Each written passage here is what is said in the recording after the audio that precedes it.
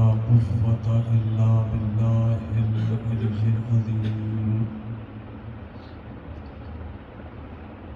حسبنا الله ونعم الوكيل نعم المولى ونعم النصير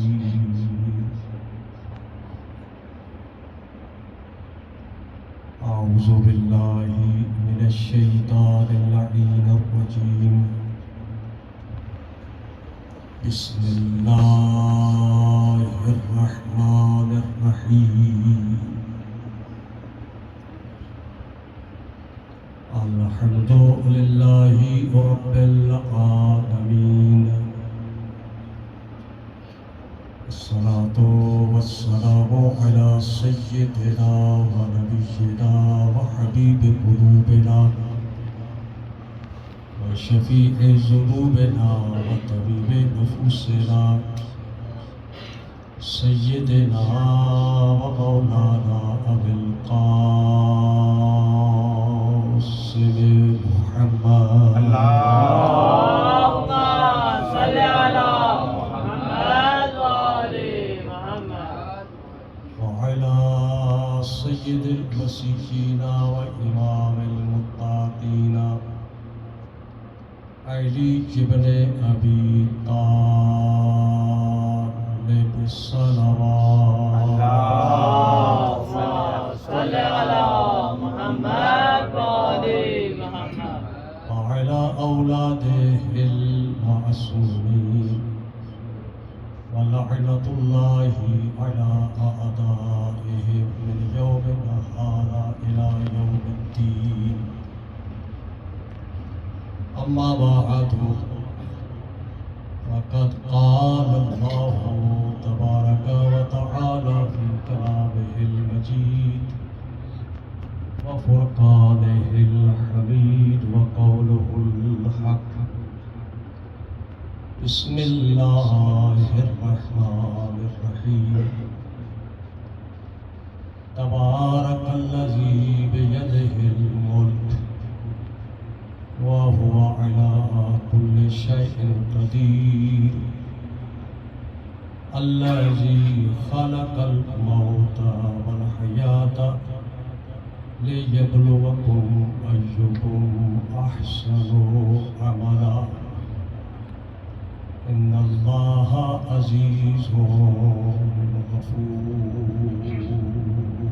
سلام اللهم صل على محمد وآل محمد نعرہ تکبیر اللہ اکبر نعرہ تکبیر اللہ اکبر نعرہ رسالت یا رسول اللہ نعرہ رسالت یا رسول اللہ نعرہ حیدری یا علی نعرہ حیدری یا علی حسینیت زندہ باد حسینیت زندہ باد یزیدیت مرد آباد یزیدیت مرد آباد سب مل کر بلند آواز سے صلوات پڑھیں محمد اہل بیت اللهم صل على محمد وآل محمد میرے انتہائی قابل قدر اور قابل احترام سامعین کو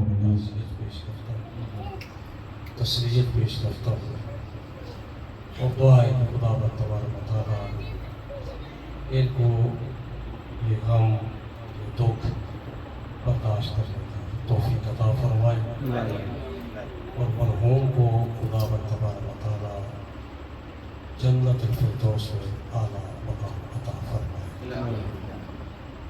اس دعا کی قبولیت کے لیے ہم مل کر بلند آواز سے صلوات پڑھیں محمد ہو اہل بیت محمد کی ذات۔ اللهم صل على محمد وآل محمد مقتضى حال مناسبت اس بات کا تقاضا کرتی ہے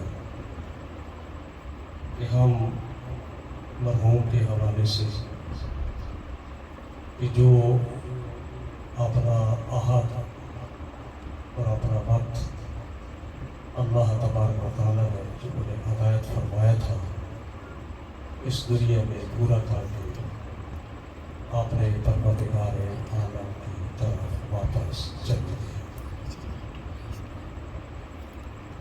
یہ خداوند تبارک و تعالیٰ کا ایک نظام ہے. خداوند تبارک و تعالیٰ نے اس نظام کی جو ترتیب بنائی ہے اس کے اندر یہی چیز ہے کہ جو بھی اس دنیا کے اندر آیا، جو بھی حیات لے کر آیا، اس نے ایک نہ ایک میں ضرور واپس پلٹ کر جانا ہے. اور یہ اتنا واضح روشن امر ہے کہ اس سے کسی انسان کو انکار نہیں ہو سکتا، چاہے وہ مکتب کے اعتبار سے، فکر کے اعتبار سے، مذہب کے اعتبار سے کسی بھی مکتب، فکر اور مذہب کے ساتھ تعلق رکھتا ہو. لیکن اس نقطے کے اوپر تمام انسانیت آپ کو متفق نظر آئے گی جسے موت کہا جاتا ہے، کہ ہر ایک انسان چاہے اس سرزمین کا رہنے والا ہو، چاہے کسی دور دراز خطے کے اندر رہنے والا ہو، چاہے آج کا انسان ہو یا صدیوں پہلے جو انسان گزر چکا ہے، یا آئندہ آنے والا جو بھی انسان ہے، وہ اس حقیقت سے انکار نہیں کرتا. اس لیے کہ پروردگار عالم نے بھی اس حقیقت کو قرآن کے اندر ارشاد فرمایا، کل نفس ذائقۃ الموت، کہ ہر نفس نے موت کا ذائقہ چکھا ہے. میں نے اپنے اس بیان کے سرنامہ کے طور پر سورہ ملک کی پہلی آیات تلاوت کرنے کا شرف حاصل کیا ہے، جس کے اندر اللہ تبارک و تعالیٰ اسی حقیقت کی طرف انسان کو متوجہ فرماتا ہے. تبارک الذی بیدہ الملک، برکت ہے وہ ذات کی جس کے قبضے قدرت میں ہر شے کا حکومت اور ملک ہے. ارشاد فرما رہا ہے کہ اللہ نے موت اور حیات کو خلق کیا ہے اس لیے لِیَبْلُوَکُمْ، تاکہ تم کو آزمائے، تمہارا امتحان ہے، آزمائش کرے. اس حوالے سے ایُّکُمْ احسن عملا، کہ تم میں سے عمل کے اعتبار سے احسن کون ہے. اور خداوند تبارک و تعالیٰ عزیز بھی ہے اور غفور بھی ہے. میرے قابل صد احترام سامعین، موت ایک ایسی حقیقت ہے کہ جس سے کسی کو انکار نہیں ہے. چاہے اس دنیا کے اندر انبیاء کی شکل میں انسان آئے، موت ان کے لیے بھی برحق تھی. اولیاء آئے، انہوں نے بھی موت کو گلے لگایا. میں کیوں نہ مختصر کر دوں، جب احمد مرسل نہ رہے تو پھر کون رہے گا. جب سب سے عظیم ہستی پیغمبر اسلام نے بھی موت کا ذائقہ چکھا ہے، تو ہم تو بدرجہ اولا مسلماً موت کا ذائقہ چکھا ہے. بے شک اس میں کوئی شک نہیں کہ لفظ موت، ہم انسان جس وقت اس کو سنتے ہیں تو ہمارے لیے ایک تلخ ذائقہ لے کر آتا ہے. موت کا لفظ سننے کے ساتھ انسان کے کام، کہان، سوچ، فکر، شعور کے اندر ایک مرتبہ دھچکا لگتا ہے کہ موت. لیکن ہر چند جیسے بھی لگے، یہ ایک حقیقت ہے کہ جس سے ہم انکار نہیں کر سکتے. اس کائنات کے اندر انسان چاہے عمر دراز لے کر آئے یا عمر کوتاہ لے کر آئے، بالآخر اس حقیقت کو گلے ضرور لگانا ہے. پروردگار عالم نے اپنی لاریب کتاب کے اندر انبیاء کا ذکر فرمایا، جس میں حضرت نوح علیہ السلام کا بیان آیا، اور جن کے بارے میں قرآن کے اندر یہ بیان کیا گیا ہے کہ حضرت نوح علیہ السلام اس دنیا کے اندر 900 اور کچھ اوپر سال زندگی گزاری ہے۔ بقول قرآن کی تائید کے مطابق اس کا مطلب یہ ہے کہ حضرت نوح علیہ السلام نے اس دنیا کے اندر ایک بڑی طویل زندگی گزاری ہے۔ 9 صدیاں کوئی کم عمر نہیں ہے، لیکن یہ بھی نبی خدا 9 صدیوں سے اوپر کچھ سال گزارنے کے بعد بالآخر وہ وقت آ گیا کہ جو ہر ایک انسان پر آنا ہے کہ جناب حضرت اسرائیل علیہ السلام خدمت نبی میں حاضر ہوئے۔ اے اللہ کے نبی، آپ کا وقت وصال قریب ہے، میں آپ کی روح قبض کرنے کے لیے آیا ہوں۔ روایات میں ملتا ہے کہ حضرت نوح علیہ السلام اس وقت دھوپ میں تشریف فرما تھے، اور ملک الموت سے ایک سوال کیا، اور یہ ساری چیزیں ہمارے لیے باعث عبرت ہے۔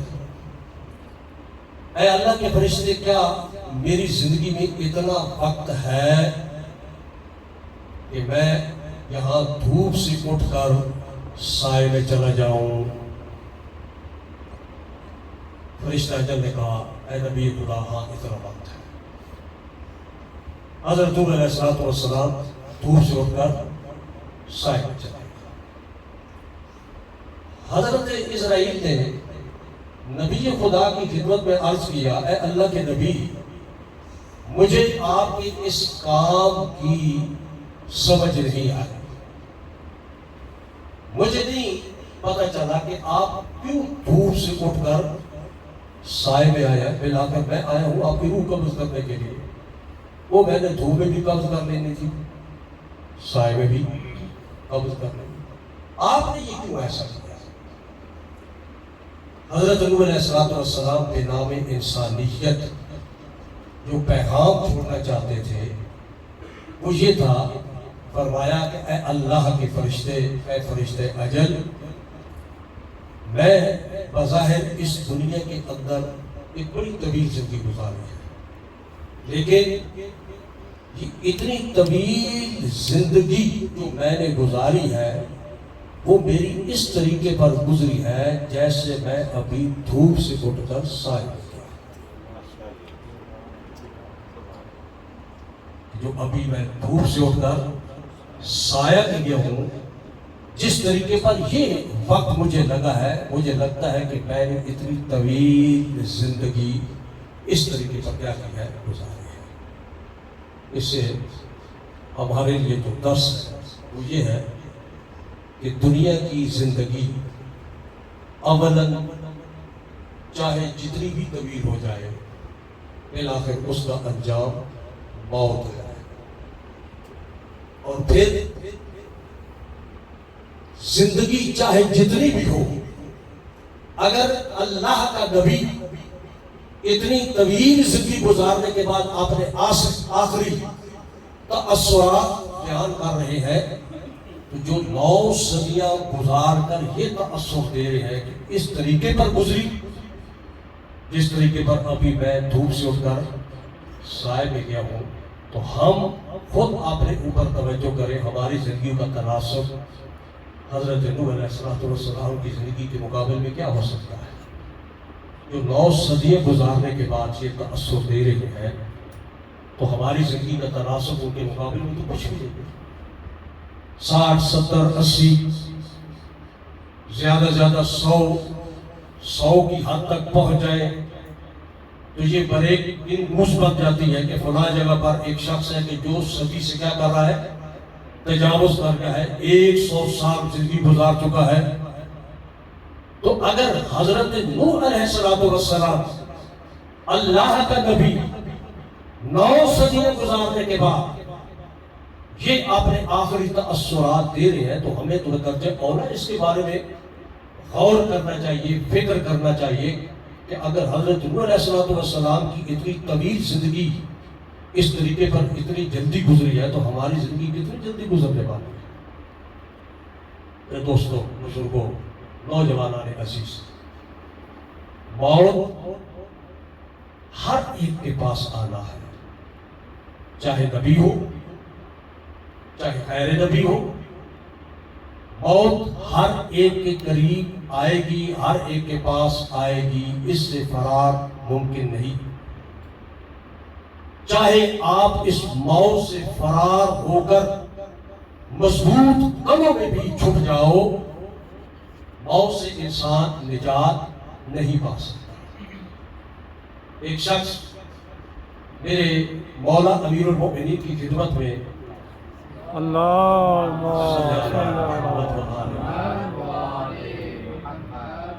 آ کر عرض کرتا ہے، یا علی، آپ یہ فرماتے ہیں کہ جو بھی اس کائنات کے اندر مخلوق ہے اس کا رزق اللہ کی ذات پر ہے، وما من دابۃ، کوئی بھی ایسا نہیں ہے زمین پر مگر یہ کہ اس کا رزق اللہ کی ذات پر ہے۔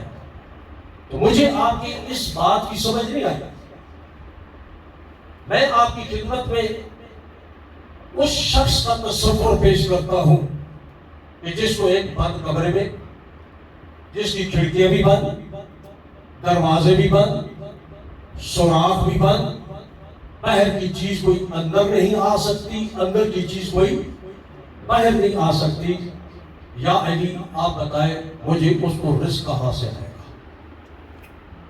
ظاہری طور پر آپ نے کہیں اس نے ایک بڑا مضبوط سوال کیا، مضبوط مسئلہ پوچھا، کس ہستی سے؟ امیر المؤمنین سے، وہ علی ابن ابی طالب جو حلال مشکلات ہے، وہ علی ابن ابی طالب جن کی شان میں پیغمبر اسلام نے ارشاد فرمایا، انا مدینۃ العلم وعلی بابها، میں علم کا شہر ہوں، علی اس کے دروازہ ہے۔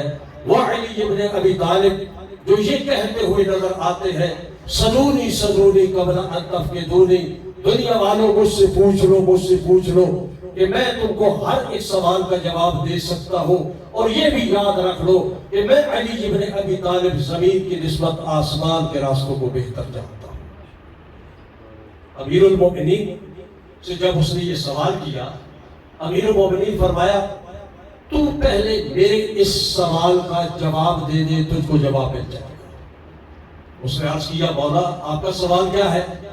امیر المؤمنین نے فرمایا، یہ جو شخص قبر کے اندر بند ہے، نہ کھڑکی ہے نہ سوراخ ہے، اندر کی چیز باہر نہیں جا سکتی، باہر کی چیز اندر نہیں آ سکتی، مجھ کو بتا کیا اس حالت میں اس کو موت آ سکتی ہے یا نہیں؟ اس نے عرض کی، یا علی، موت آ سکتی ہے، اس میں کوئی شک نہیں۔ امیر المؤمنین نے فرمایا، جس ذات کی طرف سے اس حالت میں اس کو موت آ سکتی ہے، اس ذات کی طرف سے اس کو یہاں پر رزق بھی مل سکتا ہے۔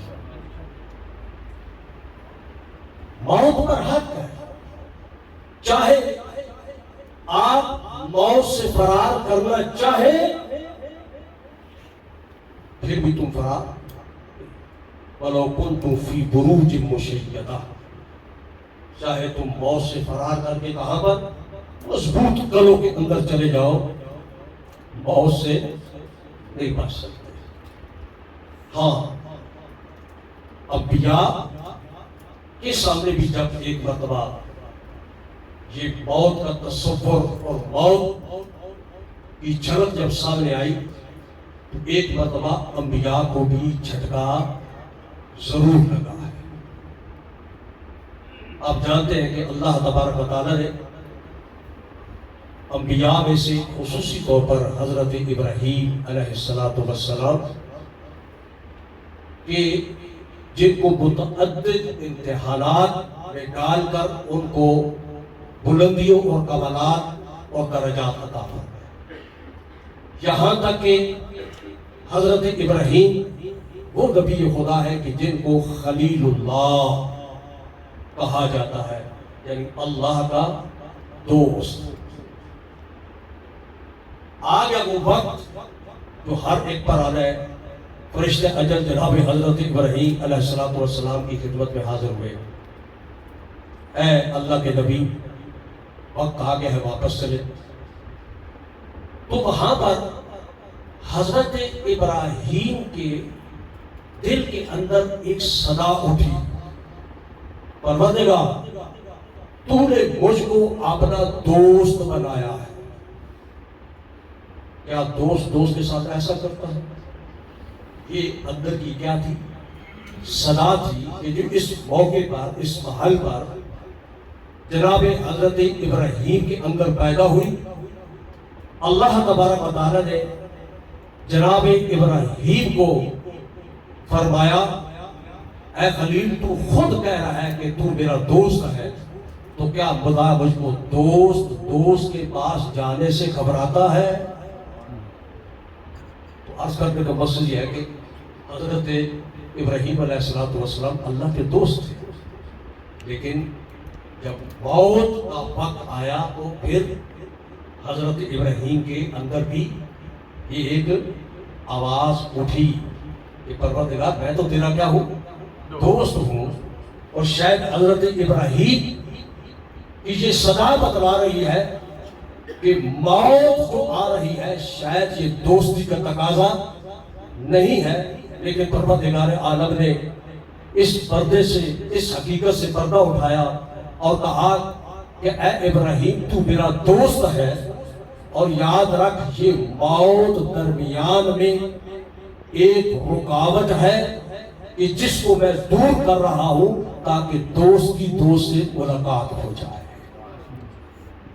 لہذا موت تو برحق ہے، اس میں کوئی شک نہیں، لیکن توجہ ہے کہ اس چند روزہ زندگی کے اندر حدیث کے اندر موجود ہے، پیغمبر اسلام ارشاد فرماتے ہیں وَلَا يَزَالُ مُؤْمِنُ خَائِفًا مِنْ عَاقِبَةِ السُّوءِ۔ بے شک انسان جب زندگی گزارتا ہے، ایک مسلمان کی جس کا اعتقاد موت پر بھی ہے، پھر اس کے بعد قبر میں پہلی رات کے حوالے سے بھی اس کا ایمان اور اعتقاد ہے، برزخ کی زندگی پر اس کا اعتقاد ہے، قیامت کے دن پھر دوبارہ اٹھنے کا اعتقاد ہے۔ لیکن یہ مومن اپنی اس زندگی کے اندر وہ ہمیشہ اس بات سے خائف رہتا ہے کہ پروردگار میری عاقبت کیسی ہوگی، کہیں میری عاقبت بری تو نہیں ہے۔ یعنی مومن ہمیشہ اس فکر میں رہتا ہے کہ پروردگار کہیں میری عاقبت سوء نہ ہو، اور ہر مومن کو اس حوالے سے فکر کرنی چاہیے، ہر مومن کو اس حوالے سے، اس عاقبت کے حوالے سے سوچ رکھنی چاہیے۔ اور یہ مومن اتنا جلدی اعتقاد نہیں رکھتا، اور یہ اس طرح کا اعتقاد نہیں رکھتا کہ مجھے اللہ کا رضوان میسر ہو جائے گا، کیونکہ مومن کی تعریف کیا ہے؟ مومن بین الخوف والرجاء زندگی گزارتا ہے، نہ اللہ کی رحمت سے مایوس ہوتا ہے اور نہ ہی اتنا پر امید ہوتا ہے کہ اپنے عمل کے اوپر اعتماد کرتے ہوئے یہ کہے کیونکہ میری زندگی کے اندر میرے اعمال اچھے ہیں، میری فکر اچھی ہے، میرا عقیدہ اچھا ہے، لہذا مجھے کوئی خوف نہیں۔ پیغمبر فرماتے ہیں کہ نہیں، مومن کی نشانی کیا ہے؟ مومن بین الخوف والرجاء زندگی گزارتا ہے، اپنے عمل کے اوپر بھروسہ رکھ کر اتنا بھی امیدوار نہیں ہو جاتا کہ اب میری عاقبت اچھی ہے، مجھے کسی بات کا خوف نہیں، اور اتنا بھی مایوس نہیں ہوگا کہ اپنی بخشش کے حوالے سے مایوس ہو جائے. لہذا مومن کی نشانی کیا ہے کہ وہ بین الخوف والرجا زندگی گزارتا ہے. تو پیغمبر اسلام کی اس حدیث سے یہ پتہ چلتا ہے کہ مومن ہمیشہ اس بات سے خائف رہتا ہے کہ کہیں میری عاقبت بد نہ ہو جائے، انجام برا نہ ہو. اب سوال یہ ہے کہ جس چیز کا اہتمام ہو، ایک عاقل انسان کو اگر اس دنیا کے اندر ایک خطرے کا اہتمام ہو، اگر ایک انسان کو کسی جگہ پر نقصان کا احتمال ہو، عقل مند انسان اس احتمالی خطر سے بچنے کے لیے اپنا اہتمام کرتا ہے. یہ عقل کا تقاضا ہے. جو بھی انسان عقل رکھتا ہے تو یہ اندر سے اس کا ایک عقلی تقاضا ہے کہ جہاں پر بھی مجھ کو نقصان پہنچتا ہے، جہاں پر بھی انسان کو احتمال خطر ہوتا ہے، تو وہاں پر اس احتمالی ضرر سے بھی بچنے کے لیے کوشش کرتا ہے. اب سوال یہ ہے کہ اگر یہ احتمال ہو مومن کو، اور الحمدللہ ہم سب کیا ہے، مومن ہے، ہمارا عقیدہ ہے کہ ہم ایمان کے ساتھ ہیں، حالت ایمان میں ہے، لیکن حدیث یہ بیان کر رہی ہے، پیغمبر کا فرمان یہ بتا رہا ہے کہ مومن ہمیشہ یہ خوف رکھتا ہے کہ کہیں میری عاقبت باطل ہو. تو ظاہر ہے کہ یہ خوف ہمارے اندر بھی کیا ہونا چاہیے، موجود ہونا چاہیے. اب اس عاقبت سوء، برے انجام سے بچنے کے لیے کیا کرنا چاہیے، کیا اقدام کرنا چاہیے؟ اس کا بھی علاج پیغمبر اسلام اور ائمہ طاہرین علیہ السلام نے ارشاد فرمایا ہے. جو شخص بری عاقبت سے بچنے کے لیے ایک ذریعہ کیا ہے، ولایت امیر المؤمنین کی ولایت پر ایمان لے آئے. ایمان لے آئے، صرف زبان پر اس کو جاری نہ کرے. اس لیے کہ ولایت علی ابن ابی طالب وہ نجات کا اور بد عاقبت سے بچنے کا ذریعہ ہے کہ جس کے بارے میں اللہ تبارک و تعالیٰ نے ارشاد فرمایا، ولایت تو علی ابن ابی طالب حصنی فمن دخل فی حصنی آمن بالحساب. کہ ولایت علی ابن ابی طالب میرا کلا ہے، اور جو میرے اس گلے میں داخل ہو جائے گا وہ میرے عذاب سے بچ جائے گا.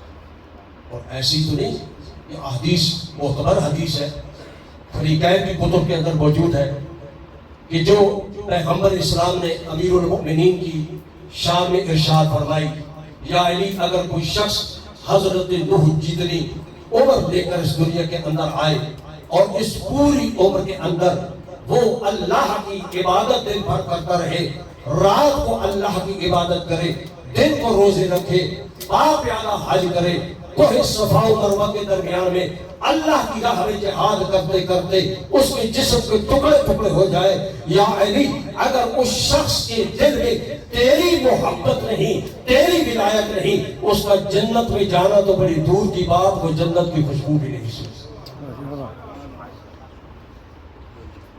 وہ پیغمبر اسلام فرماتے ہیں کہ ایک عاقبت بد سے اگر بچنا چاہتے ہو تو ولایت امیر المؤمنین کے اندر. کیوں؟ اس لیے کہ ولایت علی ابن ابی طالب، ولایت امیر المؤمنین کے اندر وہ پوٹینشل ہے، وہ قوت ہے، وہ طاقت ہے کہ انسان جب ولایت علی پر آ جاتا ہے تو پھر اس کی عاقبت بدی کی طرف نہیں جاتی بلکہ اس کی عاقبت خیر کی طرف چلی جاتی ہے. دوسرا، کہ جو انسان اپنی عاقبت کو اچھا بنانا چاہتا ہے، عاقبت بالخیر کرنا چاہتا ہے، یاد رکھے وہ اپنے لیے تقوی کا سامان فراہم کرے. متقی انسان کی عاقبت بالخیر ہے. تقوی کی زینت کے ساتھ اپنے آپ کو مزین کریں. اور میرے خیال میں یہ بات مکتب اہل بیت کے ساتھ تعلق رکھنے والوں کو سمجھانے کی ضرورت نہیں ہے. کیوں؟ اس لیے کہ جب اذان ہوتی ہے تو اذان کے اندر خود بمانگے دوہل اور بلند آواز کے ساتھ وہ اس بات کا اقرار کرتا ہے، اعلان کرتا ہے، اشہد ان امیر المؤمنین و امام المتقین، میں گواہی دیتا ہوں امیر المؤمنین جو ہے وہ امام ہے، لیکن ہر ایک امام نہیں ہے، بلکہ کس کے امام ہے؟ امام المتقین ہے، متقین کے امام ہے. اور میں جہاں پر کھڑے ہو کر نماز کے وقت، چاہے وہ اقامت کی شکل میں ہو، چاہے وہ اذان کی شکل میں ہو، یہ میں باقاعدہ اقرار کر رہا ہوں، اپنی زبان سے کہہ رہا ہوں، علی ہر ایک کے امام نہیں ہے، متقی کے امام ہے.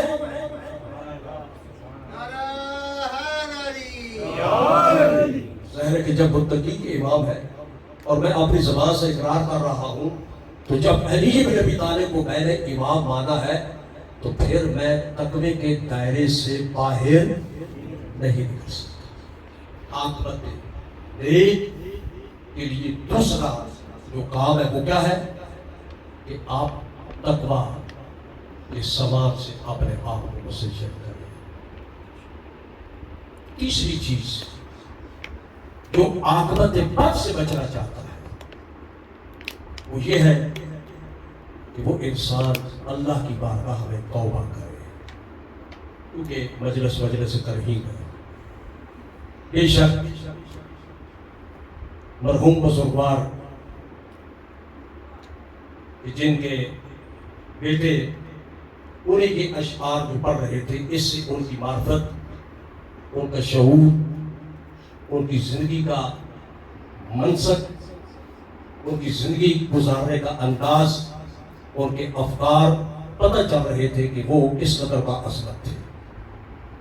لیکن یاد رکھیں کہ اگر ہم اپنے آپ کو انسان کہتے ہیں تو مسلماً انسان ہونے کے ناطے غیر از معصومین کوئی انسان یہ دعویٰ نہیں کر سکتا کہ میں اللہ تبارک و تعالیٰ کی بارگاہ میں بالکل پاک اور صاف، چاہے جتنی بھی منزلیں طے کر لیں. بالاخر کیا ہے؟ انسان ہے، خطاؤں سے سرزد ہوگی، گناہ کرے گا، چاہے شعوری طور پر کرے چاہے غیر شعوری طور پر کرے. گناہ سے اپنے دامن کو بعض مرتبہ انسان داغدار کر دیتا ہے، لیکن اس گناہ سے بچنے کے لیے تاکہ اس کی عاقبت بالخیر ہو، قرآن نے ہمیں کون سا راستہ بتایا ہے؟ توبہ، توبوا الی اللہ توبۃ نصوحا، اللہ کی طرف پلٹو، اور جس طریقے پر پلٹنے کا حق ہے. میں نے توبہ کا معنی کیا کیا ہے؟ اللہ کی طرف پلٹنا. اور توبہ اسی چیز کو کہتے ہیں کہ توبہ کا مطلب یہ ہوتا ہے کہ جو انسان گناہ کرتا ہے وہ اللہ سے دور ہوتا چلا جاتا ہے. جتنا جتنا گناہ کا سفر طے کرتا ہے اتنا اللہ سے اس کا سفر کیا ہوتا جاتا ہے؟ دور ہوتا چلا جاتا ہے. وہ اللہ کی ذات سے کیا ہوتا ہے؟ دور ہوتا ہے. اب توبہ کسے کہتے ہیں؟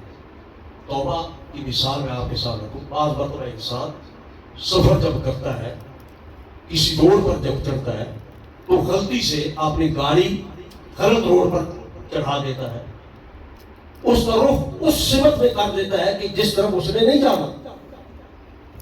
اب وہ ایک حد تک دور چلا گیا ہے، لیکن وہاں پر جانے کے بعد اس کو پتہ چلتا ہے کہ میں جس سمت جا رہا ہوں اس سمت میرا ہدف اور مقصد نہیں ہے. اب عقل بندی کا تقاضا کیا ہے؟ اب عقل بندی کا تقاضا کیا ہے کہ بس کیونکہ ہم نے تو جب ایک راستہ اختیار کر لیا ہے، جب اس روڈ پر چل پڑے ہیں، جب ہم نے اپنا رخ اس طرف کر لیا ہے، اب اس سے پیچھے ہٹنا مکانگی نہیں ہے، اس سے پیچھے نہیں ہٹ سکتے. بلکہ وہاں پر یہ بھی ساتھ ساتھ کہتا ہے حسین جانے تھے راہ جانے، میں اس راستے پر چل پڑا ہوں، اب حسین جانے اور راہ جانے. یعنی اپنے آپ کو یہ تسلی دیتے باوجود اس کے یہ سمجھتا ہے کہ میں نے غلط سمت اختیار کی ہے، میں نے اپنی گاڑی کا رخ غلط طرف کر دیا ہے. تو وہاں پر اپنی مردانگی اس بات میں سمجھے اب پیچھے ہٹنا یہ مردانگی کے خلاف ہے. نہیں میرے دوستو، وہاں پر عقل مندی کا تقاضا یہ ہے کہ جب آپ کو اپنی غلطی کا احساس ہو گیا ہے تو وہاں پر یوں کر لے، اپنی گاڑی کا رخ موڑے، واپس آئے. میرے دوستو، توبہ کا کنسپٹ یہی ہے کہ جس وقت انسان اللہ کی بارگاہ میں گناہ کرنا شروع کر دیتا ہے، معصیت کرتا ہے، اللہ سے اس کو دوری ہوتی چلی جاتی ہے. اب جب وہ دور ہوتا چلا جاتا ہے ایک نقطہ آتا ہے کہ جب اس کو یہ احساس ہوتا ہے کہ میں اپنی اس غلطی کی وجہ سے اللہ سے دور چلا گیا ہوں، مجھے یہ ایسا نہیں کرنا چاہیے. جب اس کو یہ شعور کے ساتھ چاہے جہالت کے ساتھ، جہالت کا مطلب یہاں پر بے علمی نہیں ہے، جہالت کا مطلب ہے کم عقلی. تم اگر کم عقلی کی وجہ سے اللہ کی معصیت کر بیٹھے ہو تو وہاں پر جب بھی متوجہ ہو فوراً اس گناہ سے توبہ کرو. توبہ کرنا واجب ہے. اگر فقہی اعتبار سے بھی اس کا حکم جاننا چاہتے ہیں تو فقہی اعتبار سے بھی اس کا حکم کیا ہے کہ جب کبھی بھی کوئی بھی گناہ کرو اس گناہ سے فوراً کیا کرو؟ توبہ کرو، استغفار کرو. یہ توبہ کرنا کیا ہے؟ واجب ہے. میرے دوستو، عاقبت بالخیر اگر چاہتے ہیں، ولایت امیر المؤمنین، تقوی کا سامان، توبہ، اور پیغمبر اسلام فرماتے ہیں کہ آپ نے عمل کو اللہ کی ذات کے لیے خالص کر دو. اپنے دل کو اخلاص کے ساتھ مزین کر دو. اور پیغمبر اسلام فرماتے اخلص قلبک، اے انسان اپنے دل کو خالص کر دے. پھر جب تم اپنے دل کو اللہ کے لیے خالص کر دے گا، یکفی کا العمل القلیل، تو پھر تھوڑا سا عمل بھی تیرے لیے کافی ہو جائے. بس یہاں پر پتہ چلا کہ انسان کی زندگی کے اندر اہم یہ نہیں ہے کہ زیادہ عمل کرے، کثیر عمل کرے. بعض لوگ ریکارڈ کے پیچھے ہوتے ہیں، زندگی کے اندر وہ ریکارڈ بنانے کے چکر میں ہوتے ہیں. میں نے یہ ریکارڈ قائم کیا، میں نے یہ کیا، میں نے یہ کیا، میں نے یہ کیا. اپنی زبان سے باقاعدہ اس کا اظہار کرتے ہیں اور لوگوں سے زبان سے بھی آپ نے اس ریکارڈ کی تعریف سننا چاہتے ہیں. لیکن قرآنی کنسپٹ پیغمبر اسلام نے جو بتلایا ہے، یاد رکھیں، اللہ کے نزدیک عمل کی مقدار کو نہیں دیکھا جاتا، عمل کی کیفیت کو دیکھا جاتا ہے. اللہ کی بارگاہ میں یہ نہیں دیکھا جاتا کہ اس نے کتنا زیادہ کام عمل انجام دیا ہے، بلکہ یہ دیکھا جاتا ہے کہ اس نے عمل کس نیت کے ساتھ انجام دیا. محمد و آل محمد بلند ترین صلوات.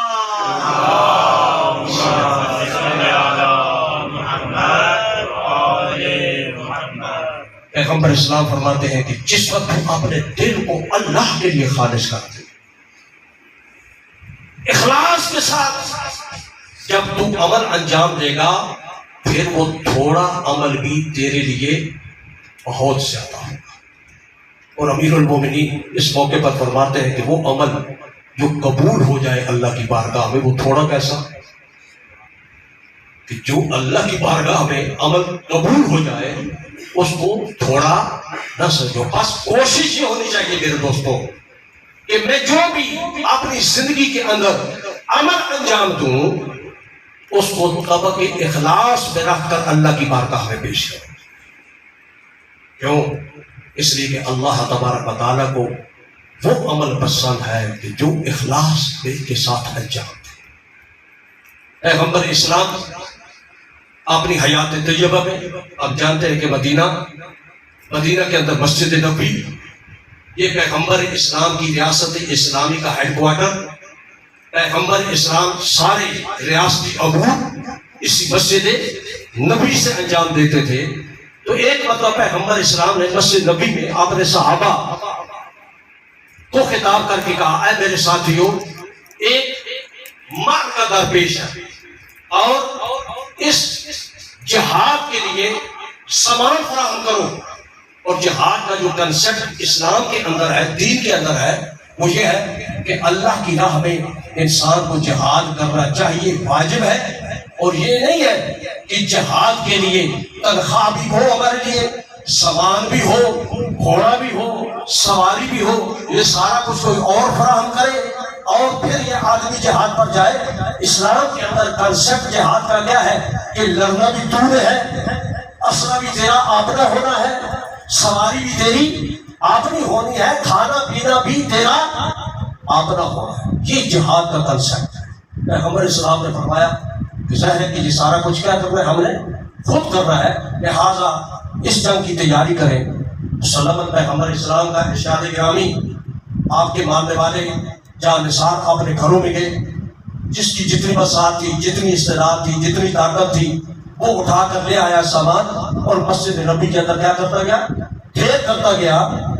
دیکھتے ہی دیکھتے ایک کافی سارا سامان ڈھیر کی شکل میں جمع ہو گیا۔ اسی صدائے پر حق کے پیغمبر کو جناب حضرت سلمان فارسی نے بھی سنا۔ حضرت سلمان فارسی پیغمبر اسلام کے اس فرمان کو سن کر اپنے گھر میں تشریف لے گئے۔ جاتے ہیں گھر میں کوئی چیز نہیں، سوچتے ہیں کہ میں اللہ کی بارگاہ میں کیا پیش کروں۔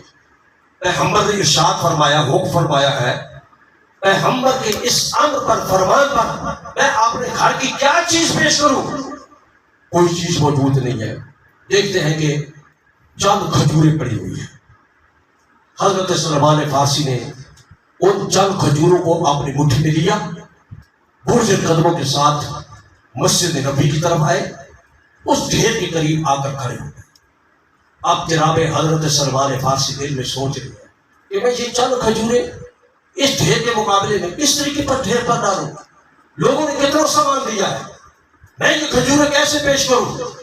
پیغمبر اسلام نے جناب حضرت سلمان فارسی کی اس مشکل کو بھانپ لیا، خود جناب رسالت پاک اٹھ کھڑے ہوئے، چلتے چلتے سلمان فارسی کے پاس آئے، جناب سلمان فارسی کی مٹھی سے وہ چند کھجوریں لے کر اپنے دست مبارک میں لے کر اس ڈھیر پر ڈالتے ہوئے فرمایا، اے سلمان، تیری ان چند کھجوروں کا وزن اس ڈھیر سے زیادہ ہے۔ کیوں؟ اس لیے کہ جس اخلاص کے ساتھ تو نے ان کھجوروں کو اللہ کی بارگاہ میں پیش کر رہا ہے، اللہ کو تیرا اخلاص اتنا پسند ہے کہ ان کھجوروں کی اہمیت اور ان کھجوروں کا وزن اس ڈھیر سے کیا ہے، زیادہ ہے۔ میرے دوستو، زندگی کے اندر یہ چیزیں کرنے کی عادت ہم ڈالیں، کہیں ایسا نہ ہو دین کے پردے کے نیچے،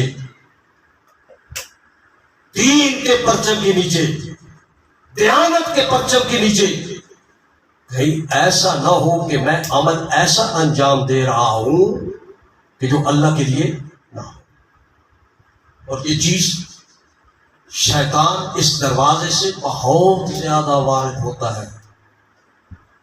اپنے آپ کو مطمئن نہ کر بیٹھے، ممکن ہے کہ ظاہری طور پر میں مسجد بنا رہا ہوں، ظاہری طور پر میں عزاداری سید الشہداء کے لیے اقدامات کر رہا ہوں، ظاہری طور پر میں اچھے کاموں کے لیے بڑھ چڑھ کر حصہ لے رہا ہوں، ظاہری طور پر جتنے بھی نیکی کے کام ہیں میں کیا کرتا ہوں اس میں بڑھ چڑھ کر حصہ لے رہا ہوں، لہٰذا میں ان کاموں کے لیے بڑھ چڑھ کر آگے بڑھتا ہوں، اور اپنے دل میں سوچے کہ بس کیونکہ میں یہ کام سارے کے سارے دیانت کے پرچم کے نیچے انجام دے رہا ہو، لہذا اللہ کی بارگاہ میں قبول ہے۔ نہیں میرے دوست، ہو سکتا ہے تو مسجد بنا رہا ہو، تو امام بارگاہ بنا رہا ہو، تو عزاداری کے لیے اقدام کر رہا ہو، لیکن تیرے دل کی اتھاہ گہرائیوں میں کسی کونے کے اندر یہ تصور موجود ہو کہ یہ کام میں اللہ کے لیے نہیں کر رہا ہوں تاکہ لوگ مجھ کو کہیں کہ یہ کتنے اچھے کام انجام دیتا ہے۔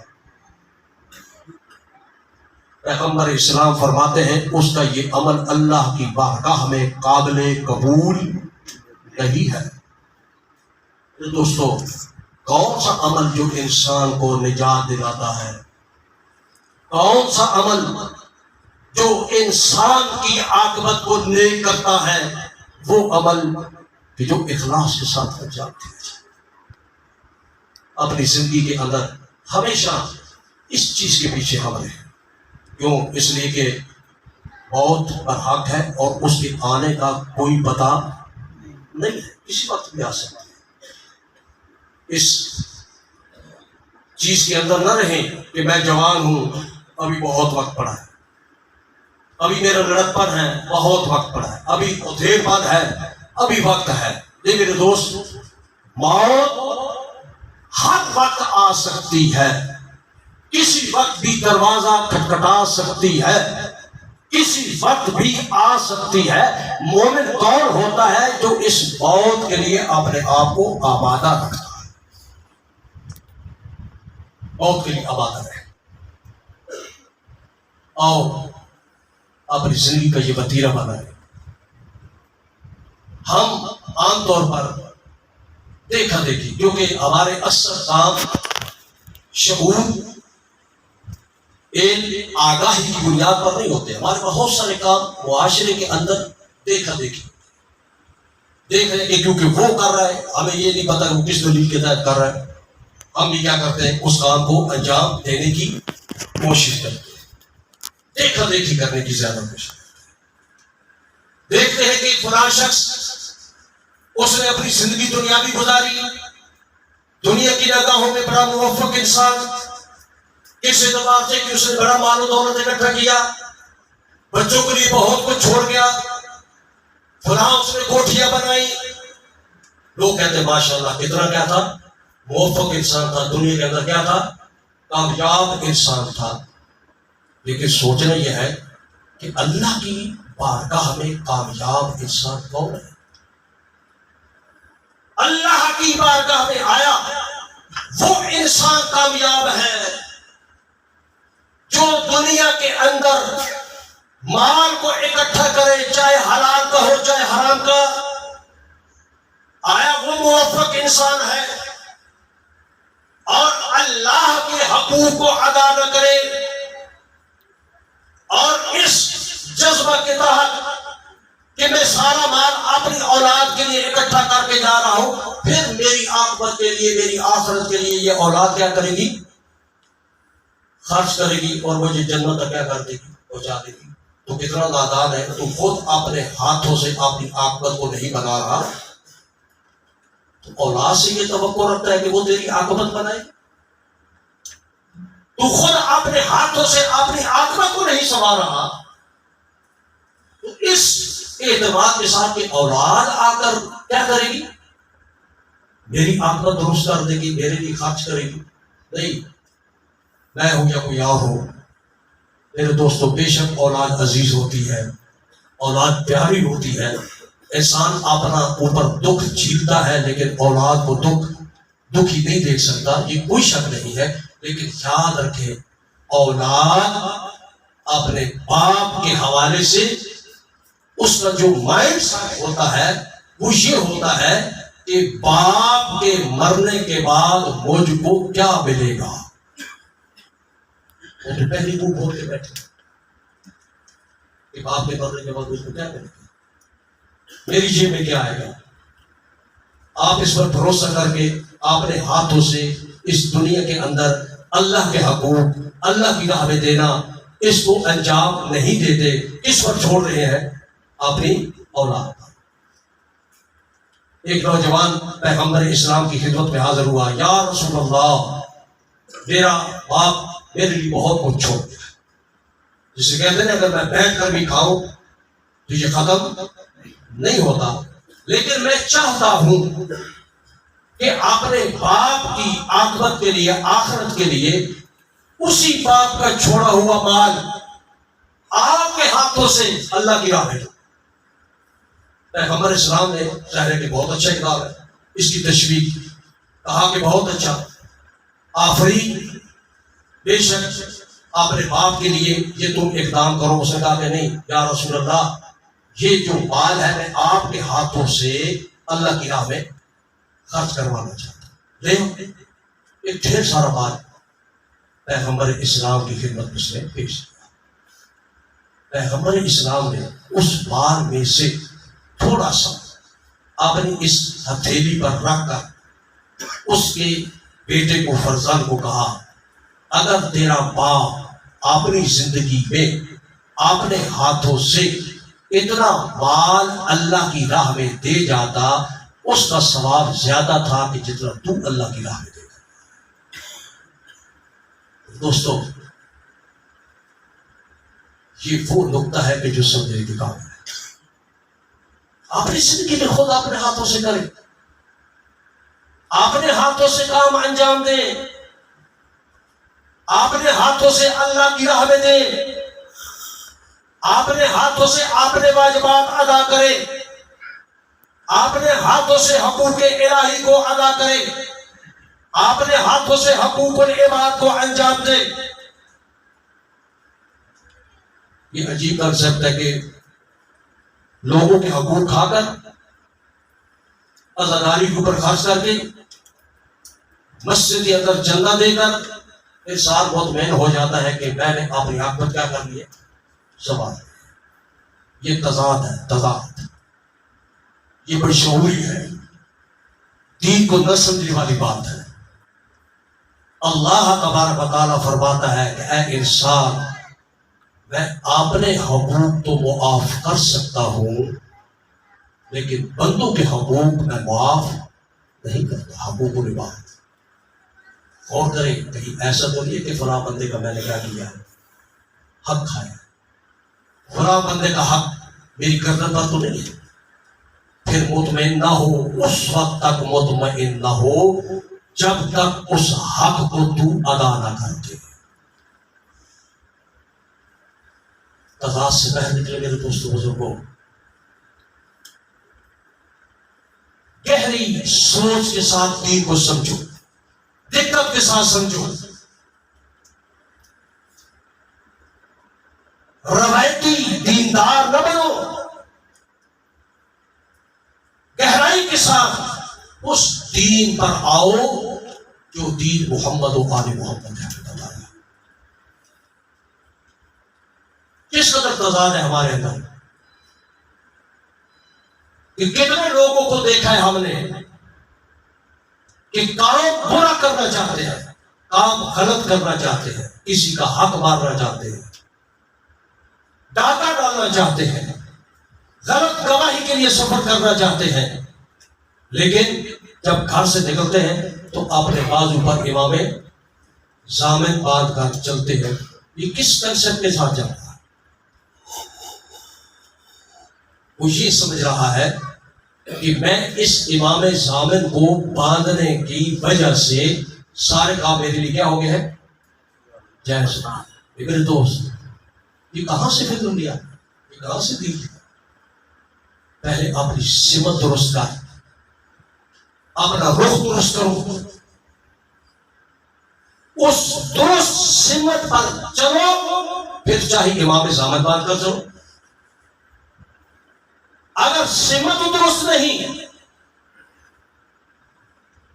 اور پھر اس غلط سمت کی طرف میں سفر بھی کرتا جا رہا ہوں، میں اس کے اوپر کتنی نظر نیازیں دیگے پکا کر، جتنی نیازیں پکا کر میں دوں، کیا ان نیازوں سے، ان دیگوں سے میں اپنے ہدف تک پہنچ جاؤں؟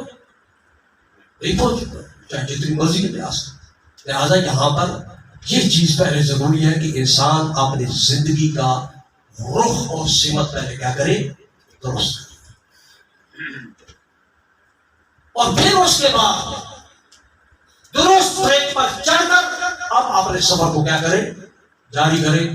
پھر وہاں پر فاستبقوا الخیرات، جتنا تیزی کے ساتھ جا سکتا ہے اتنی تیزی کے ساتھ سفر کرو، دوسرے سے آگے نکلنے کی کوشش کرو. اس لیے کیونکہ اب تیری سمت کیا ہو چکی ہے؟ ٹھیک ہو چکی ہے. اور جتنا تو تیزی کے ساتھ چلے گا اپنے ہدف تک پہنچ جائے. یہ دنیا یہ ایک سفر ہے، زندگی ایک گاڑی ہے. اب ہم زندگی کی اس گاڑی کا رخ دیکھیں کہ کس طرف دیا ہوا ہے. میں نے اپنی زندگی کی گاڑی اور سیر جس پر میں بیٹھا ہوں اس کو آیا صحیح سمت دی ہے یا نہیں دی ہے؟ پہلے اس کی سمت کو ہمیں درست کرنا ہے، اور جب سمت درست ہوگی تو پھر اس کے اوپر کیا ہے کہ جتنا تیزی کے ساتھ سفر کرے یہ سفر آپ کو کامیابی تک پہنچائے گا، آپ کو ہدف تک پہنچائے گا. سمت درست کیا ہوگی؟ پیغمبر اسلام نے ارشاد فرمایا انی تارک فیکم الثقلین کتاب اللہ و عطرتی اہل بیتی، میں تمہارے درمیان میں دو گراں قدر چیزیں چھوڑ کر جا رہا ہوں، ایک اللہ کی کتاب قرآن، دوسری بات عطرتی اہل بیتی، میری عطرت و اہل بیت. پھر کیا فرمایا؟ ما ان تمسکتم بہما، جب تک ان دونوں کے ساتھ متمسک ہوگے لن تضلوا بعدی ابدا، پھر تم غلط ٹریک پر نہیں چلو، گمراہ نہیں ہوگے. میں پیغمبر ہوتے ہوئے تمہیں ضمانت دیتا ہوں اہل بیت اور قرآن کے ساتھ متمسک ہو جائیں، ایسے متمسک ہو جائیں جیسے ہونے کا حق ہے. دین وہ اختیار کرے جو قرآن کہتا ہے، محمد مصطفیٰ اور اس کی آل کا فرمان کہتا ہے. پیغمبر فرماتے ہیں میں تم کو یہ ضمانت دیتا ہوں کہ تم کبھی بھی گمراہ نہیں. یہ صفت ہے ہماری دوست. دین اپنی مرضی کا نہیں ہے، راستہ اپنی مرضی کا نہیں ہے. دین وہ دین ہے کہ جو قرآن نے بیان کیا اور عطرت پیغمبر نے بیان کیا. اس لیے پیغمبر اسلام فرمایا مثلوا اہل بیتی کمثل سفینۃ نوح، میرے اہل بیت کی مثال کشتی نوح جیسی ہے. من رکبہا نجا، جو اس کشتی پر سوار ہو گیا وہ نجات پا گیا. ومن تخلف، جس نے منہ موڑا صلی، گمراہ ہو گیا، غرق ہو گیا، تباہ ہو گیا. اس حدیث کو ہم اکثر سنتے رہتے ہیں لیکن کبھی غور بھی ہمیں کرنا چاہیے کہ اہل بیت کی مثال کشتی نوح جیسی، اس کا مطلب کیا ہے؟ کیوں تشبیہ دی گئی ہے کشتی کے ساتھ؟ اہل بیت کو حضرت نوح علیہ السلام کی کشتی کے ساتھ تشبیہ دینے کے اندر وجہ کیا ہے؟ میرے دوستوں اس کا مطلب یہ ہے کہ جس طریقے پر انسان جب کشتی پر چڑھنا چاہتا ہے اس سے پہلے انسان اپنی مرضیوں کا مالک ہوتا ہے، جو کچھ کرنا چاہے جس طرح جانا چاہے جا سکتا ہے. آپ نے اپنے قدم کشتی کے اندر نہیں رکھے، ابھی سوار نہیں ہوئے، آپ اپنا رخ جہاں پر کرنا چاہے کر سکتے ہیں، جدھر جانا چاہے جا سکتے ہیں. لیکن یاد رکھیں جب آپ اپنے قدم کشتی کے اندر رکھ لیتے ہیں پھر اس کے بعد آپ کی مرضی ختم ہو جاتی ہے. آپ کی حرکت اور سکون آپ کا اپنا نہیں ہوتا بلکہ یہ تابع ہو جاتا ہے کشتی کے. کشتی میں سوار ہونے کے بعد جب کشتی چلتی ہے، کشتی چلے تو آپ بھی چلے، کشتی رک گئی تو آپ بھی رک گئے. تو یہاں سے پتہ یہ چلا کہ کشتی یہ اہل بیت میں سوار ہونے کا مطلب یہ ہے کہ جس انسان نے بھی اہل بیت کی ولایت کو قبول کر لیا ہے، اب اس کے بعد اس کی اپنی مرضی، اس کا اپنا اختیار ختم. اب اس کا اختیار تابع ہے اہل بیت کے. اہل بیت اگر کہتے ہیں چل تو تو چلے گا، اہل بیت کہتے ہیں رک جا تو تو رک جائے گا. دوست یہ ہے اہل بیت کی کشتی میں سوار.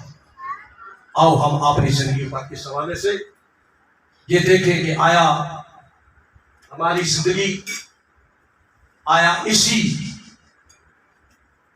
ٹریک پر ہے، آیا ہماری زندگی اسی فکر کے ساتھ ہے، اسی اعتقاد کے ساتھ ہے یا نہیں ہے؟ ابھی وقت ہے میرے دوست، موت سے پہلے پہلے ہم اپنی غلطیوں کو سنوار لیں۔ برادر عزیز، جناب محمد علی کے والد گرامی جنہوں نے اپنی زندگی گزاری لیکن بالآخر موت جو برحق ہے اس کو گلے لگایا، اور یہ کوئی کام ایسا نہیں ہے کہ جو فقط انہی کے ساتھ ہے، ہم سب کے ساتھ انجام پانا ہے۔ جنگ جب دے تجھی کو فرصت ہے، فرصت اس کا تقاضا کیا ہے؟ اس کا تقاضا یہ ہے کہ ہم اپنی غلطیوں کو سنوار لیں، توبہ کی طرف چلے جائیں، اللہ کی طرف بازگشت کر لیں، اللہ کی طرف پلٹیں، اپنے گناہوں کو معاف کروائیں اللہ کی بارگاہ سے۔ میرے دوستو، آپ بہت بڑی نعمت ہے، آپ اور ماں اس کا بہت بڑا حق ہے اولاد کے اوپر، اور یہ صرف رواجی یا رسمی کلمات نہیں ہے، پتہ اس وقت چلتا ہے جب باپ کا سایہ سر سے اٹھ جاتا ہے، پھر پتہ چلتا ہے کہ باپ کتنی اللہ کی نعمت تھی۔ یاد رکھیں، احادیث اور روایات کے اندر موجود ہے، جس انسان کو باپ کی دعا میسر آ جائے اس انسان کی آخرت درست ہو جاتی ہے، اس انسان کی آخرت درست ہو جاتی ہے۔ اور اس کے بالمقابل خدا نخواستہ اگر کسی انسان نے اپنے ماں باپ کے حوالے سے ان کی دعاؤں کو لینے کے بدلے بد دعائیں لے، ان کا اکرام کرنے کی بجائے ان کی اہانت کرے، پھر وہ انسان نہ اس دنیا کے اندر موفق ہو سکتا ہے اور نہ آخرت میں موفق ہو سکتا ہے۔ پیغمبر اسلام فرماتے ہیں کہ اپنے باپ کے حوالے سے ہر وقت دعا گو ہے، اگر زندہ پھر بھی باپ کے حق میں دعا کر، اس لیے کہ باپ تیرے حق میں دعا کرے گا، اور اگر اس دنیا سے چلا جائے تو یہ مت خیال کر کہ میرا اور مرنے والے کا اور میرا کیا ہو گیا، ربط ختم ہو گیا، نہ بلکہ روایات کے اندر موجود ہے۔ پیغمبر اسلام فرماتے ہیں کہ باپ کا تیرے اوپر حق یہ ہے کہ اس کو دعائے خیر کے اندر شامل رکھ، اس کی قبر پر جا، قبر پر بیٹھ کر اس کے لیے دعا کر، اللہ دعا کو سنتا ہے، کیونکہ خود کہا ادعونی، مجھ سے دعا کر، مانگ، میں تیری دعا کو استجابت بخشوں گا۔ اور پیغمبر اسلام نے روایت کے اندر یہ ارشاد فرمایا کہ جس وقت باپ کی قبر پر جائے، بیٹھ وہاں پر، خاک پر بیٹھ، روح ماں باپ وہاں پر حاضر ہوتی ہے، جب تو کلمہ خیر کہتا ہے، دعا کرتا ہے، ماں باپ بھی تیری اس دعا کے اوپر الہی آمین کہتے ہیں۔ اپنے باپ کی قبر کو مت بھولا، اپنے باپ کی قبر کو ہمیشہ یاد رکھ، جا، جتنا تجھے فرصت ملتی ہے زیادہ سے زیادہ جا اپنے باپ کی قبر پر۔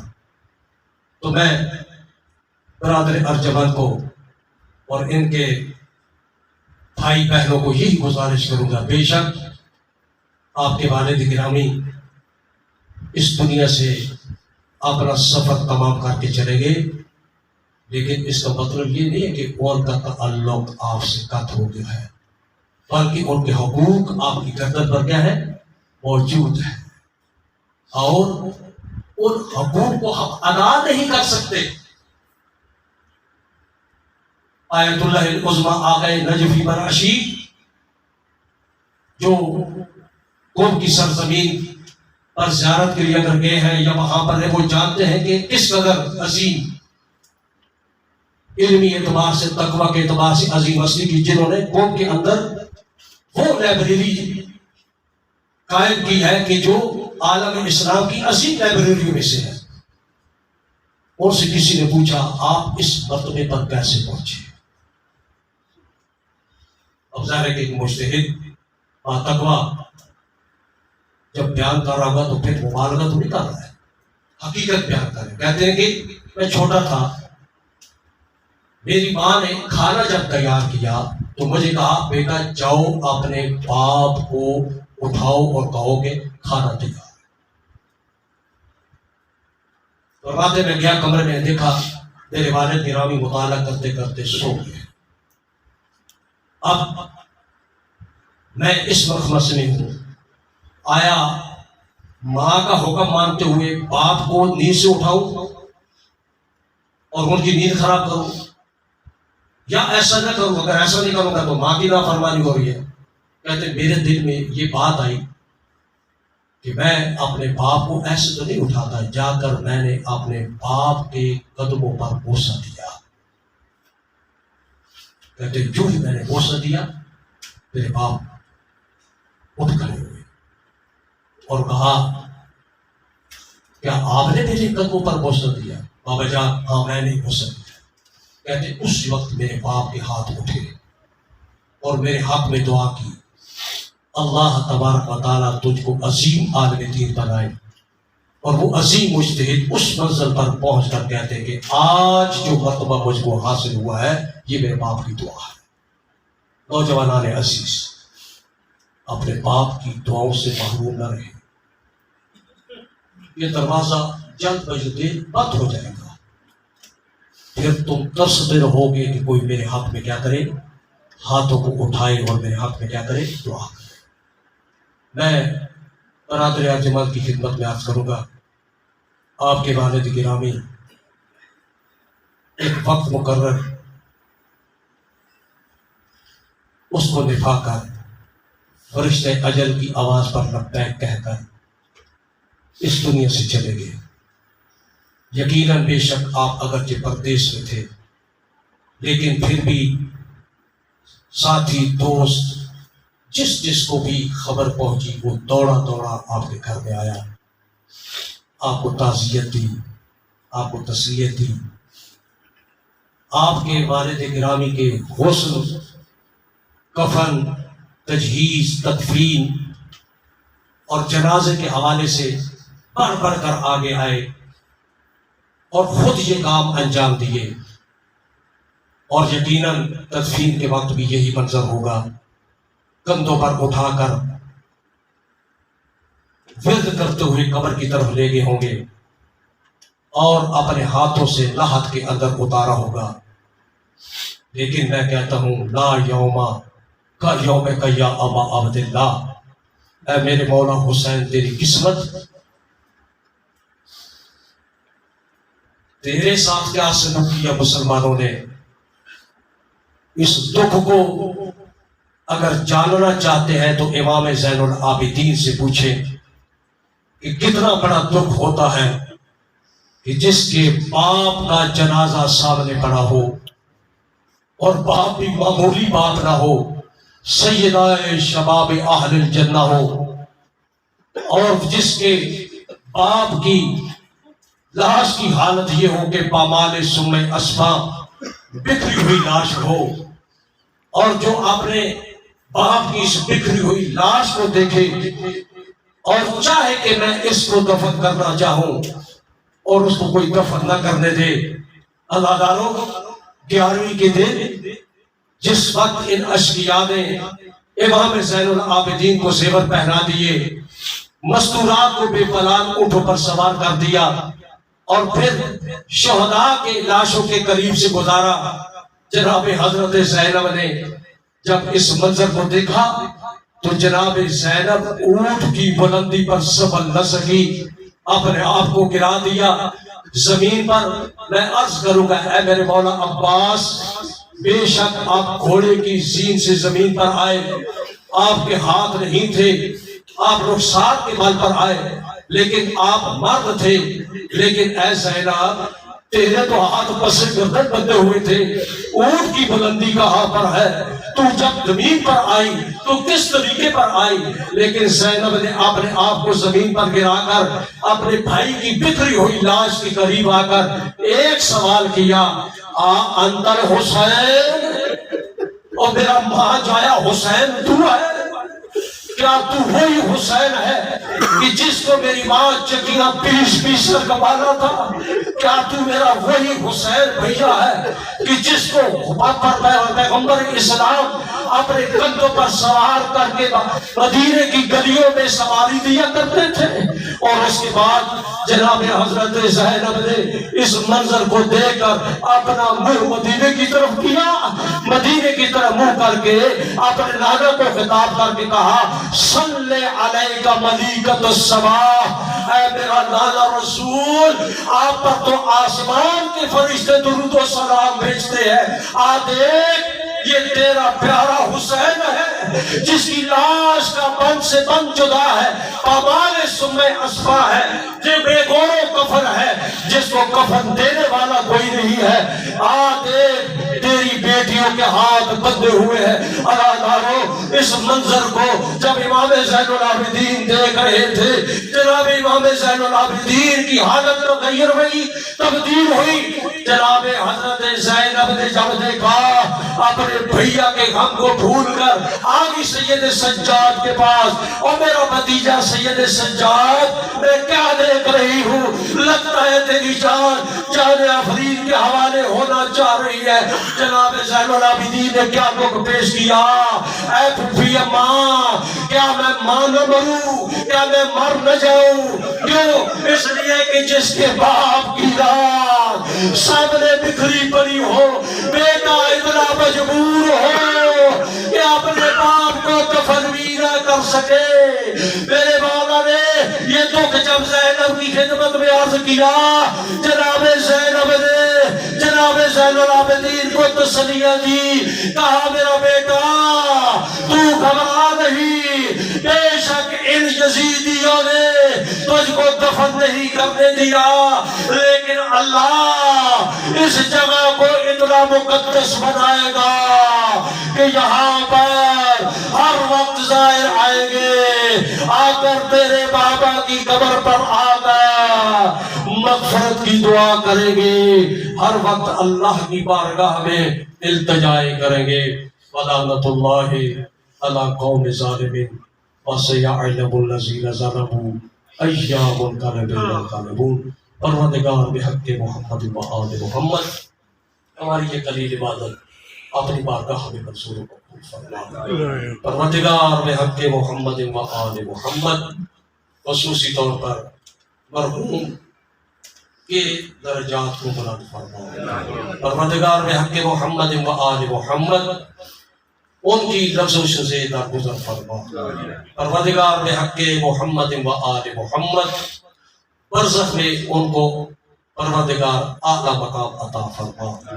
پروردگار ان کی قبر کو ان کے لیے جنت کا ٹکڑا قرار دے۔ پروردگار بحق محمد و آل محمد، قیامت کے دن لوائے حمد کا سایہ نصیب فرما۔ حوض کوثر سے امیر المؤمنین کے ہاتھوں سیراب فرما۔ پروردگار بحق محمد و آل محمد، ان کے اشعار جو ان کے فرزند پڑھ رہے تھے، اس سے پتہ چلتا ہے کہ کتنی محبت تھی ان کو اہل بیت سے۔ پروردگار اس دنیا کے اندر ان کی عزاداری اور مظلوم کربلا کی اس مشن کو آگے بڑھانے میں جو سخی جمیلہ انہوں نے کی ہے، میرے اللہ اس کو اپنی بارگاہ میں منظور و مقبول فرما۔ پروردگار جنت الفردوس میں معصومین کی قدم جگہ عطا فرما، شفاعت امام حسین نصیب فرما۔ پروردگار بحق محمد و آل محمد، دنیا کے اندر ان کے نیک اعمالات کو اپنی بارگاہ میں استجابت عطا فرما۔ پروردگار بحق محمد و آل محمد، ان کے پسماندگان، ان کی اولاد، ان کے بیٹوں کو صبر جمیل عطا فرما۔ پروردگار ان کے جو حقوق ہے اولاد کی گردن میں، میرے اللہ ان کو بھی احسن وجہ ادا کرنے کی توفیق عطا فرما۔ پروردگار بحق محمد و آل محمد جتنے بھی مؤمنین تشریف فرما ہے میرے اللہ سب کی حاجات شریعہ کو پورا فرما، جن کے والدین زندہ ہے رزق کی دراز فرما، جن کے والدین اس دنیا سے جا چکے میرے اللہ ان کو جنت الفردوس میں جگہ عطا فرما۔ پروردگار بحق محمد و آل محمد والدین کے حوالے سے جو ہماری گردن میں ان کے حقوق ہے وہ ادا کرنے کی توفیق عطا فرما۔ پروردگار بحق محمد و آل محمد اس زندگی میں ہمیں اہل بیت اور قرآن کے ساتھ ہمیشہ متمسک رہنے کی توفیق عطا فرما۔ پروردگار ہم سب کی عاقبت بالخیر فرما، موت سے پہلے توبہ نصوح عطا فرما۔ پروردگار بحق محمد و آل محمد جتنے بھی یہاں پر مؤمنین تشریف فرمائے سب کی حاجات شریعہ کو پورا فرما، مریضوں کو شفائے کاملہ و عاجلہ عطا فرما۔ پروردگار بحق محمد و آل محمد پہ اولادوں کو اولاد عطا فرما، جن کی اولادیں ہیں میرے اللہ ان کو نیک اور فرما بردار بنا۔ پروردگار بحق محمد و آل محمد علماء حق کا سایہ ہمارے سروں پر قائم فرما، بالاخص رہبر معظم کا سایہ قادر ہمارے سروں پر قائم فرما۔ عزت تشیع سید حسن نصر اللہ کی حفاظت فرما، استاد محترم کی توفیقات خیر میں اضافہ فرما، ان کو شر حاسدین و شر دشمنان سے محفوظ فرما، مدارس دینیہ کو ترقی عطا فرما، بالاخص جامعہ عروۃ الوثقی شجرہ طیبہ کو اور ترقی عطا فرما۔ پروردگار بحق محمد و آل محمد مظلومان عالم کی نصرت فرما، ظالموں کو تباہ و برباد فرما۔ پروردگار امام خمینی شہید حسینی و دیگر شہدائے اسلام کے درجات کو بلند فرما۔ پروردگار جہاں کہیں بھی صف عزائے سید الشہداء بچھی ہے اس کی حفاظت فرما۔ اربعین کا موقع ہے میرے اللہ، اس عظیم رہنمائی اور اس عظیم جو پروگرام ہے میرے اللہ اس کو ہر قسم کے دشمنوں کی غزل سے محفوظ فرما۔ پروردگار بحق محمد و آل محمد ولی برحق امام زمانہ کا ظہور جلد فرما اور ان کے حقیقی پیروکاروں میں ہمارا شمار فرما، بجاہ محمد و آلہ الطیبین الطاہرین المعصومین۔ اللہم صلی علی محمد و آل محمد۔